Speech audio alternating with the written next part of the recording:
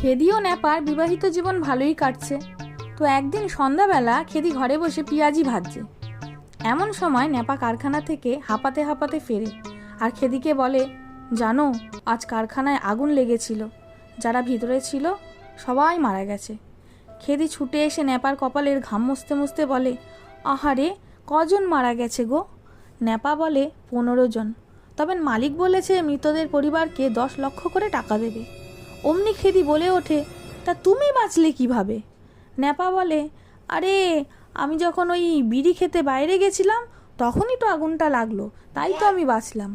খেদি রেগে মেগে বলে ওঠে, এই জন্যই বলি বিড়ি খাওয়া ক্ষতিকর, খেতে কত বারণ করি, দেখলে তো গেল 10 লক্ষ টাকা ক্ষতি হয়ে।